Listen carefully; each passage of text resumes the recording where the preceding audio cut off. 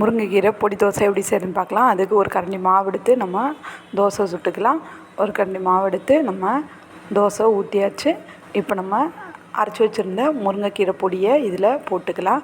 இந்த மாதிரி மேலே எல்லாத்தையும் ஸ்ப்ரெட் பண்ணி விட்டுடலாம்.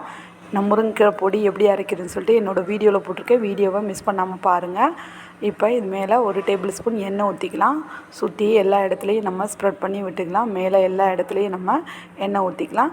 எண்ணெய் ஊற்றியாச்சு. இப்போ ஒரு பக்கம் வேகட்டும், நம்ம அடுத்த பக்கம் திருப்பி போட்டுக்கலாம்.